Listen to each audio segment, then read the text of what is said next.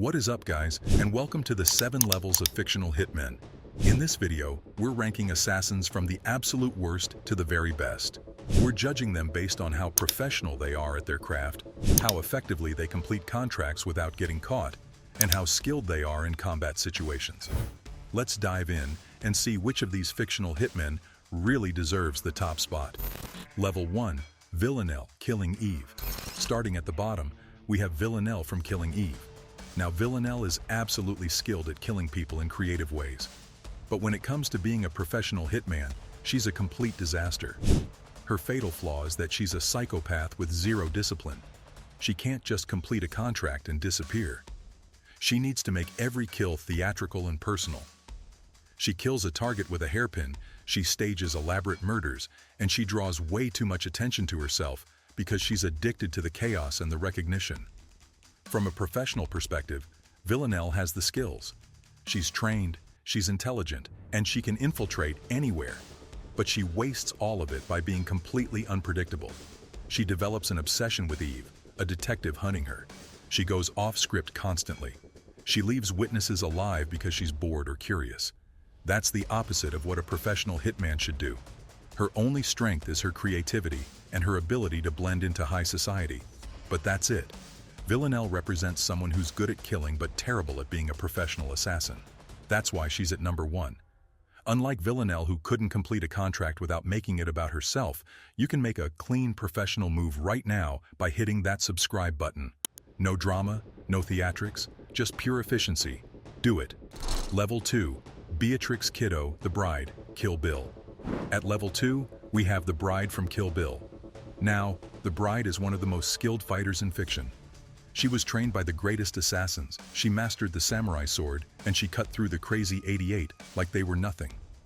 But her fatal flaw is that she's not a professional hitman, she's a revenge machine. The Bride's strength is her combat ability and her absolute determination. She survived a headshot, she learned the 5-point palm exploding heart technique, and she systematically hunted down everyone on her list. Her skill level is undeniable. But here's the problem. Everything she does is loud, public, and emotional. She fights an entire army in a restaurant. She brings a samurai sword on a plane. She announces her intentions to her targets. A professional hitman stays hidden and makes kills look like accidents. The Bride does the opposite because she wants her targets to know she's coming. The Bride represents elite combat skills without professional discipline. She's driven purely by revenge, not by calculated execution. She's more skilled than Villanelle, but she's still not operating like a true professional. That's why she's at level 2. Level 3. Leon, the Professional. At level 3, we have Leon from the Professional. Leon is a massive step up in professionalism. He's a hitman who's been operating for years. He follows a code, and he's extremely good at his job. But his fatal flaw is his emotional attachment to Matilda. Leon's strength is his methodology and his discipline. He plans his hits carefully, he uses the right tools for each job, he stays fit, and he follows a routine. He doesn't drink, he doesn't do drugs, and he lives a simple life. That's real professional discipline. He's been completing contracts successfully for years without getting caught. But here's his limitation.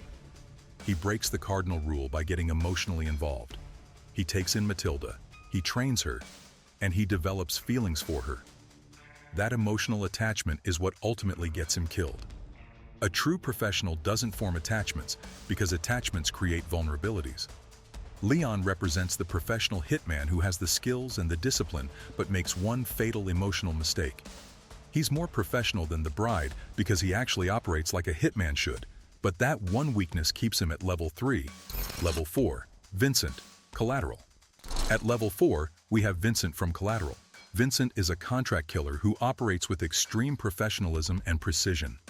He's hired to eliminate 5 witnesses in one night in Los Angeles, and he executes his plan with cold efficiency.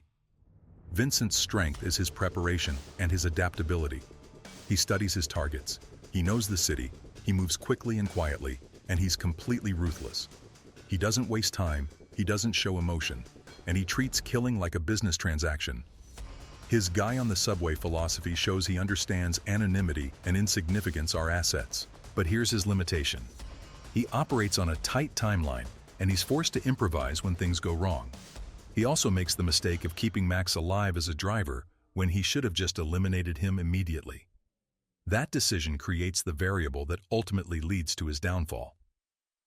Vincent represents the professional hitman operating at high efficiency but still vulnerable to unpredictable circumstances. He's more disciplined than Leon because he doesn't form attachments intentionally, but his rigid plan doesn't account for chaos. That's why he's at level 4. Level 5, Jason Bourne, Bourne series. At level 5 we have Jason Bourne from the Bourne series. Bourne is an elite government assassin trained by the CIA's Treadstone program. He's a weapon designed to be perfect, and his skills are absolutely elite level. Bourne's genius is his training and his ability to adapt to any situation. He can use anything as a weapon. He speaks multiple languages. He can blend into any environment, and he has an instinct for survival that's nearly superhuman. He's been trained to be invisible and lethal, and he executes that training perfectly. But here's what limits Bourne: his conscience. Once he regains his memory and realizes what he's been doing, he develops morality. He stops killing innocents, he questions his orders, and he goes rogue. That moral awakening makes him more human but less effective as an assassin. A perfect hitman doesn't have a conscience. Bourne represents the elite government assassin who's technically perfect but psychologically compromised. He's more skilled than Vincent because his training is more comprehensive, but his morality limits his effectiveness. That's why he's at level 5. Level 6, Anton Chigurh, No Country for Old Men. At level 6, we have Anton Chigurh from No Country for Old Men. Anton is a force of nature who operates with complete emotional detachment and philosophical precision. He's not just a contract killer, he's death personified. Anton's genius is his complete lack of emotion and his adherence to his own code. He doesn't kill out of anger, revenge, or pleasure. He kills because it's his function. His coin toss philosophy shows he's removed personal choice from the equation. Fate decides, he just executes. That detachment makes him terrifying. But it's not just philosophy. Anton is methodical, patient, and devastatingly effective. He uses unconventional weapons like a captive bolt pistol that's quiet and efficient.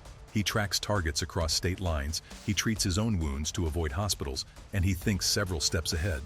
He's relentless and nearly unstoppable.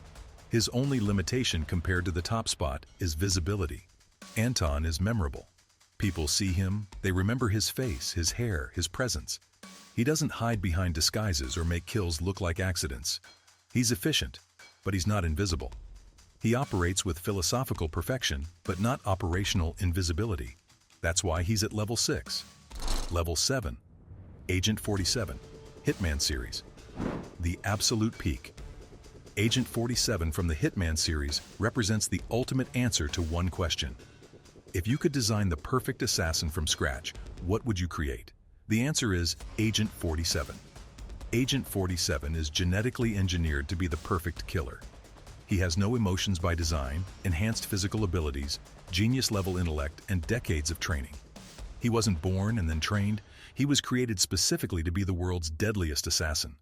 That's a level of perfection nobody else on this list has. But here's what makes him truly unstoppable: his mastery of disguise and invisibility. Agent 47 can become anyone: a waiter, a security guard, a doctor, a chef. He infiltrates anywhere, eliminates his target, and disappears before anyone realizes what happened. He doesn't just kill people, he makes their deaths look like accidents. Chandelier falls, gas leak, tragic drowning. Nobody even knows a murder occurred. His operational scope is global. He's completed contracts on every continent for the ICA for decades. Political leaders, crime bosses, corporate executives, terrorists. He's eliminated them all without ever being caught. Despite having a barcode tattooed on his head, he's a complete ghost because nobody who sees it lives to identify him. Agent 47 doesn't have Anton's philosophical code because he doesn't need one. He doesn't struggle with morality like Bourne because morality was engineered out of him. He doesn't form attachments like Leon because attachment is a design flaw he doesn't have. He doesn't seek recognition like Villanelle because ego doesn't exist in his programming. The only reason Agent 47 operates is because someone pays for the contract. He's not a person, he's a function. He's the answer to what would perfection look like. Genetically enhanced, emotionally void, master of disguise, makes kills invisible, operates globally, and never caught. That's why he sits alone at level 7. So yeah, most hitmen get caught, killed, or compromised by emotion. Agent 47 was designed to avoid every human weakness that brings assassins down. Let me know in the comments who you think is the deadliest assassin in fiction. And if you want more rankings breaking down these worlds, you know what to do.